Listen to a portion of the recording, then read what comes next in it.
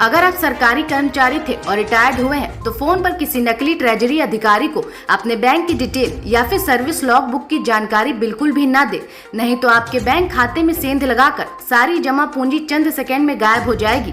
Prayagraj police की cyber crime unit की गिरफ्त में खड़े झारखंड का अब्दुल मतीन, पश्चिम बंगाल का अंकित कुमार, बशारत अंसारी, कोलकाता का जिशान हुसैन और विजय प्रसाद, ये लोग नकली ट्रेजरी ऑफिसर बनकर सरकारी रिटायर्ड कर्मचारियों की डिटेल लेकर उनको फोन करते थे। उसके बाद उनको विश्वास में लेकर एक ऐप लोड कराते, फिर उसका OTP हासिल करके उनके बैंक अकाउंट का सारा पैसा अपने खाते में ट्रांसफर करा लेते थे। प्रयागराज की साइबर क्राइम टीम ने बारीकी से जांच की तो इनका सारा खेल खुल गया और 5 आरोपी पकड़ लिए गए। मुकदमे पंजीकृत थे, उनमें पुलिस पेंशनर जो रहते थे, रिटायर्ड पुलिसकर्मी, उनको ट्रेजरी अफसर बनकर लोग अनजान कॉल आती थी और कॉल करने के बाद वो उन पर ऑनलाइन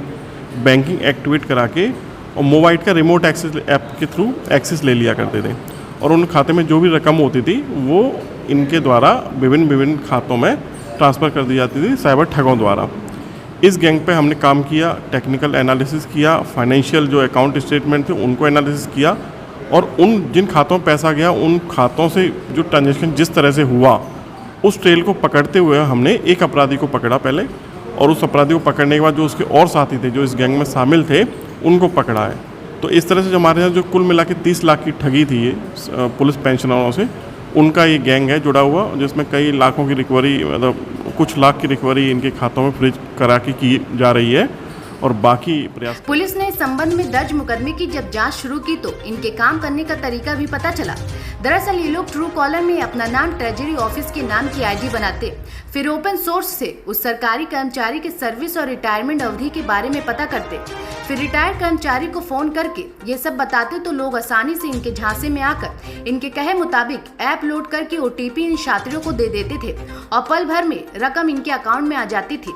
पुलिस की जांच में ये भी खुलासा हुआ है कि इन छात्रों और इनकी गैंग के लोगों ने 200 के आसपास इस तरह का फ्रॉड किया है। साइबर क्राइम से बचाव के लिए सबसे बड़ी बात यह है कि कोई भी ऑनलाइन इस तरह की एक्टिविटी होती है, कॉल आती है या कोई भी मैसेज आपके पास आता है तो हमेशा उसकी सत्यता की पुष्टि करना आवश्यक है।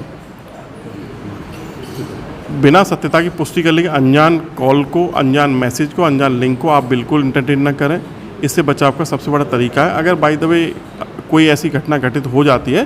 तो 1930 हेल्पलाइन नंबर है, ऑल ओवर इंडिया इंडिकेटेड, और www.cybercrime.gov.in। इन 5 आरोपियों की गिरफ्तारी में साइबर थाने के इंस्पेक्टर राजीव तिवारी, SI अनुज तिवारी, SI राघवेंद्र पांडे सहित साइबर क्राइम के कई लोग शामिल थे।